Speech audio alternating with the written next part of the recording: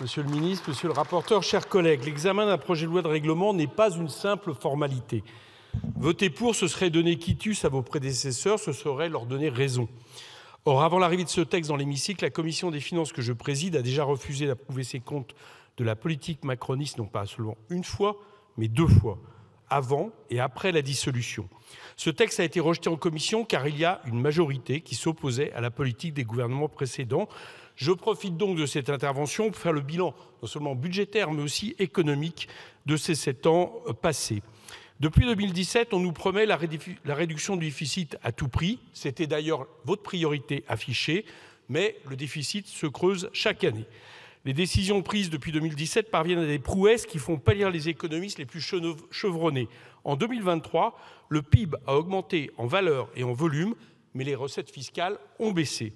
L'économie française a donc créé davantage de richesses, mais il y a eu moins de recettes qui sont rentrées dans les caisses de l'État. Et vous refusez d'admettre que les causes sont connues.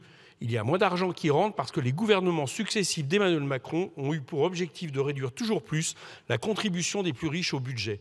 Entre 2017 et 2023, la part des recettes publiques dans le PIB diminue de 0,7 points, de 57,7 à 57, alors que celle des dépenses recule de 2,7 points, de 54,3 à 51,6% du PIB.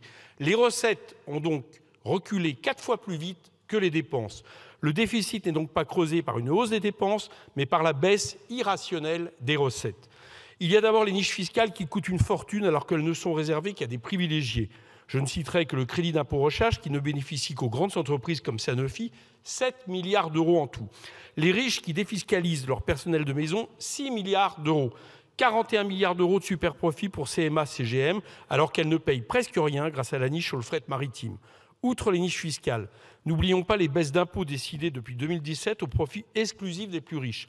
62 milliards de recettes en moins chaque année qui ne profitent qu'à une minorité et qui viennent gonfler cette dette que vous décriez. Pour quel résultat? Personne n'est dupe. Le vernis de la communication s'effrite et on voit apparaître la dure réalité de cette politique économique. Vous n'avez pas seulement échoué sur le déficit, vous avez échoué sur quasiment tout. La pauvreté augmente. Ça, personne ne s'en vante à votre gouvernement lorsque vous dites être fier d'hériter du bilan de Bruno Le Maire. L'INSEE calcule que les services publics réduisent de 50% les inégalités, mais les services publics s'écroulent un peu plus année après année. Ainsi galopent les inégalités. Le pays n'a jamais créé autant de richesses et pourtant, il y a 9 millions de pauvres et au moment où nous parlons, il y a 2000 enfants qui dorment dans la rue. Quant à ce qu'il n'y a pas, non, il n'y a pas 2 millions d'emplois créés. Vos prédécesseurs ont seulement forcé des millions de gens à la précarité. 500 000 apprentis, 700 000 coursiers à vélo ou chauffeurs Uber, soit le travail à la tâche du 19e siècle, ce ne sont pas des bons emplois salariés. Et cette année, il y a plus d'1 million de travailleurs pauvres. Demeure donc le chômage de masse et demeurent les travailleurs pauvres.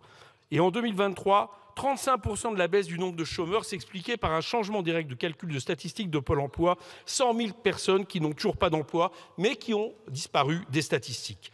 Il n'y a pas de réindustrialisation, car voyez-vous, quand la part de l'emploi industriel dans le total de l'emploi salarié passe de 16,4% en 2017 à 15,5% aujourd'hui, l'emploi industriel recule. Et pendant ce temps-là, l'usine Emma France met la clé sous la porte.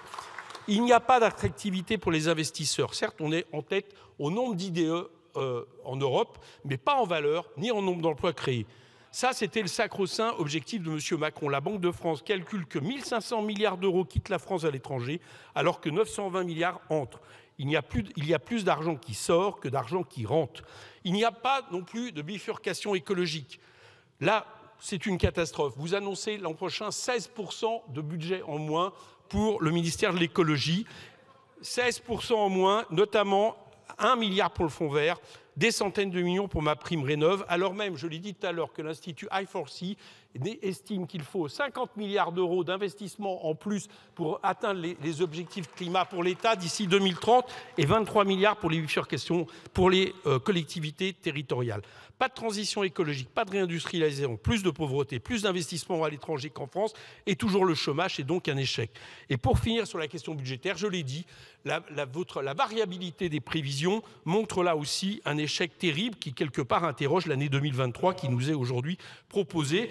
Vous proposiez 4,8%, on a eu 4,8% en 2022, 5,5% en 2023. À chaque fois, vos prévisions ont été fausses. Vous n'étiez peut-être pas alors en fonction, mais si vous poursuivez la même politique, nous arriverons aux mêmes conclusions sur vos prévisions et vos résultats. C'est pour ça que j'appelle à voter contre cette loi de règlement. Merci. Merci, Monsieur le Président Coquerel. J'ai reçu de Madame Mathilde Panot et des membres du groupe La France Insoumise